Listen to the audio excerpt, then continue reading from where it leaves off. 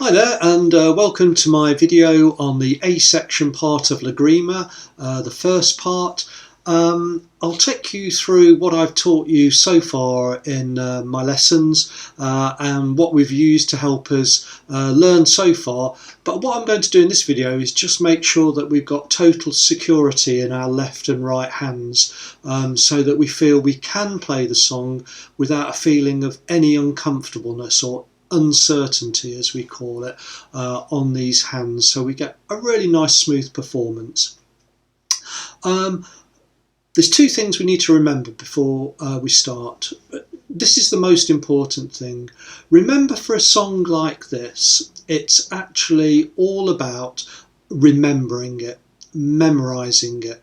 If you can't read a song like this, where we're playing all the way up and down the guitar neck by reading the music, having your eyes transfixed on there, and then trying to get perfect positional accuracy on your left hand, it won't work. So the goal that you're thinking about in learning a song like this is the printed page there is only a printed page. The work comes in memorizing it.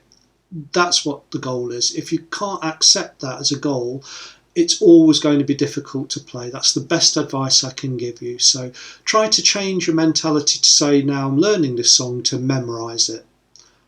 Playing will just follow on from that. The second thing is to use the information that I've given you. There's two things that I want to remind you of to have in front of you or close by.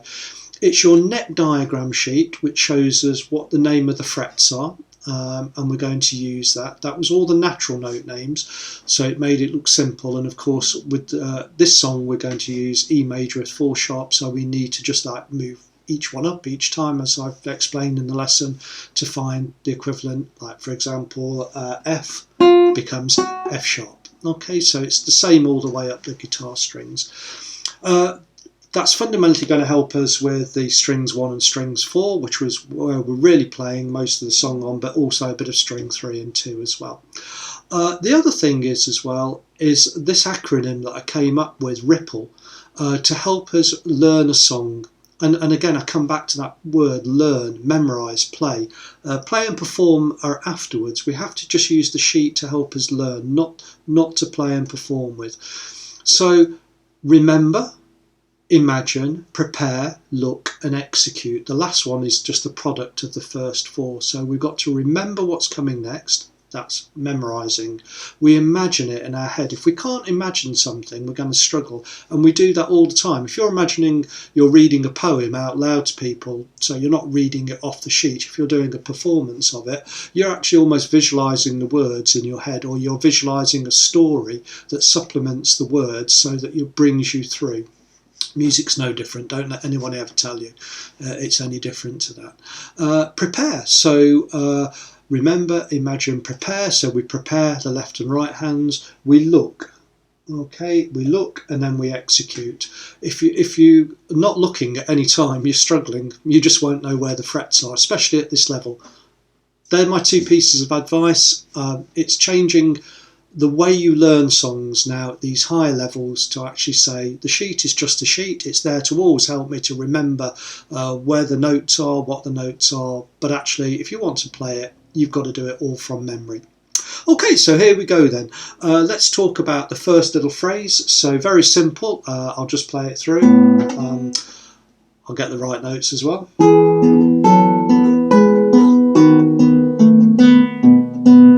So there we go. So that's the first little phrase we're going to learn to remember. Security in the left hand. Okay, the first 2 notes, you can see that I'm using fingers 1 and 4. That's the most comfortable to me. You could use different fingerings, 2 and 4, if you want there, but 1 and 4 is lovely and comfortable. I'm not using the other fingers, so why not use the most comfortable fingerings for me? Whatever you do, whatever fingerings you use, you stay with them. Don't change them. Okay, you're learning to put this in your memory banks, and memory and the way your subconscious just brings it out, so it's there. You don't change it when you're trying to play it. 1 and 4 for E and G sharp. Okay, so we know where those notes are. I've taught you those. I move up and now it's 2 and 4. I could use 3 and 4, but I don't want to, because 2 and 4 is far more comfortable here, and it's a very standard way of playing these notes. We've probably done it when we played D and B down here before.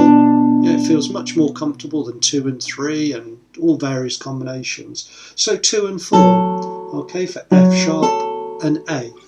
G sharp, just move up 2 frets, so 6, fret 6 and 7 for G sharp there, and B. Okay. I can't go wrong if I just use a set fingering. It's always going to work for me. So that's my left hand sorted out. My right hand, I and A, thumb and A for the outer 2 notes. Okay, so those 2 there. Middle finger touches the B string in preparation after when I play them. And I just pop my finger on there. And I can't go wrong. My hand's stable. My whole hand is stable because I've got 1 digit touching a string, the next string ready to play. So if I play and plant, then play, play and plant, play, play and plant M, and play, I'm totally comfortable. My left hand is really solid and my right hand is solid because I've memorised to do that. Let's go down to now where we move to. We're up here. And I've mentioned in lessons that obviously finger 4 acts as a guide finger. It doesn't leave the strings, it just goes down. And what I say then is we form that B7th chord, B, D sharp, A, B, F sharp, before we play, so that I can now, that doesn't move. I simply just play the correct notes here. And that's wonderful. It saves me trying to put different fingers down at different times and they're dancing away and you're just most likely to get it wrong. So here's your practice point. You've got your G sharp and B. Just form that chord shape and just keep repeating it until you get it perfect. Okay, and then what you find is the stress goes out of that positional change and you can play it. So there in the first phrase we've talked about all those techniques. Ripple. I've remembered what I've got to do. I imagine it. I do imagine moving up and down the neck and where those frets are. I prepare my fingers. So I've prepared 2 and 4 for that move there. Up it goes. I've prepared the B7th chord shape before I start playing when I move down there. I look. I never took my hands off here. So I'm looking all the time. I can't go wrong with left hand solidity, right hand solidity, looking, and I've remembered the music as well.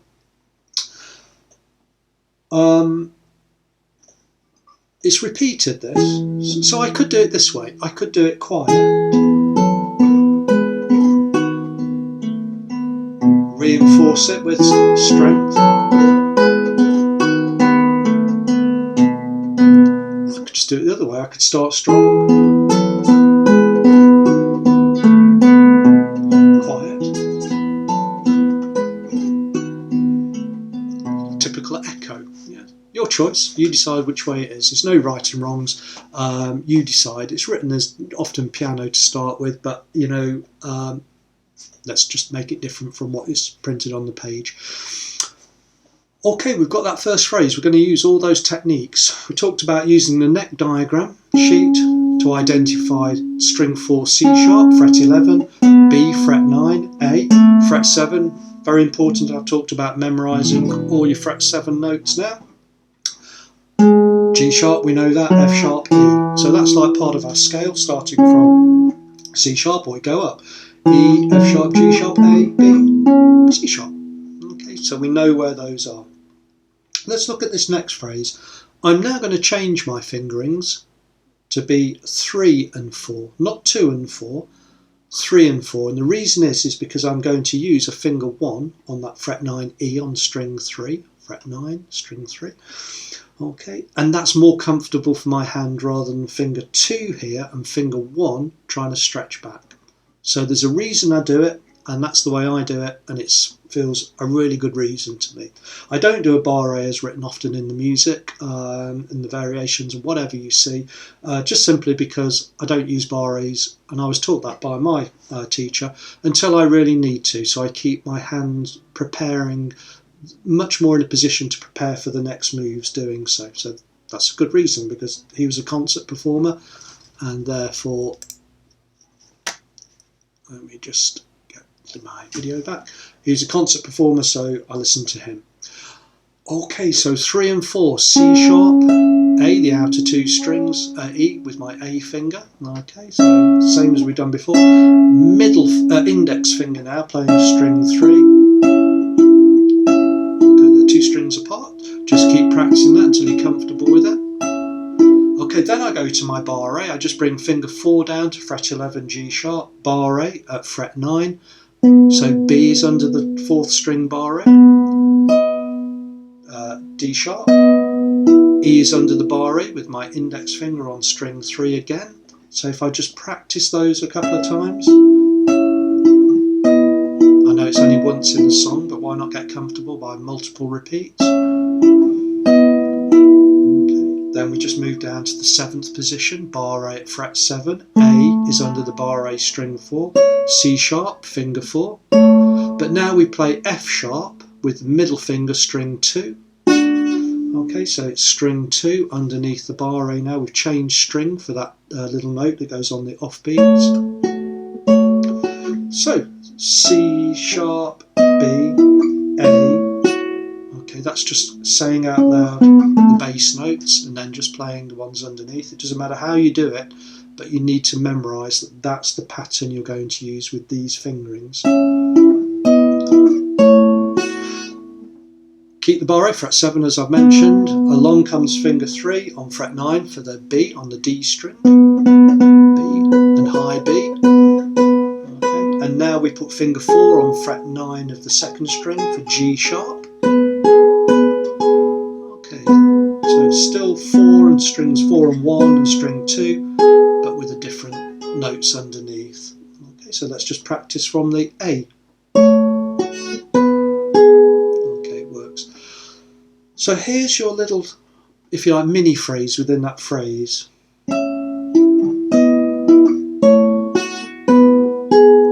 Okay, just get comfortable before you move to the next part, because the next part's tricky, so make sure you're happy with that. Okay, we've ended up then with 2 Bs and a G sharp. This is the tricky bit. So finger 3, guide finger, back up to C sharp. Okay, so now it's not so tricky. Open E with your A finger, F sharp, index finger, string 3 there, fret 11 underneath that C sharp, A, fret 10, okay, with finger 2, now on fret 10 of the 2nd string. So I've got C sharp, I'll put them down sequentially, but they all ring together, I keep them down. C sharp, E, F sharp, A, really pretty, so just practicing from this point again. C sharp, E, F sharp, A. The next bit, simply move finger 2 down 1 fret to G sharp again. Finger 1 comes across and plays a B at fret 9 there as well. So they're both fret 9s, B and G sharp. Thumb and middle finger, keeping the uniform pattern of IMA for strings 3, 2, 1. Open E with the A finger, so I'm really emphasising which right hand fingers to use. So let's go back there, C sharp, E, F sharp, A, move down, bring the hand into this position to allow these 2 fingers to lie in the plane of that fret there. Okay. You can see that I'm really consistent on which fingers I use and which right hand fingers I use. I've memorised it, I know what to do. Okay, if you're having to look at the music, which is fine, you only look at the music to say what notes do I play. Okay, so if I go from here, I know it's the C sharp and the E and the A, then the B and the D sharp, and then an A. Yeah, I'm using the music there to help me, and I'm looking at that and looking at that. But when it comes to now trying to play it fluently, I've had to do the work, the hours of memorising to be able to go fret 7, still, here we go, move down, yeah, so I've memorised it and now I can play it, and you will be able to do that as well. That brings us to the end of the phrase. Okay, so we've now got, yeah, we need to be able to kind of do this, go straight to bar A, 5 strings, fret 2, finger 2 on A sharp. Okay, so that's the first thing. Bar A, finger 2, A sharp, fret 3. Practice that and then you can do it forevermore. A sharp with the thumb now, index finger of course playing C sharp, they're next to each other, with a high F sharp there. So remember to use your thumb for this C sharp.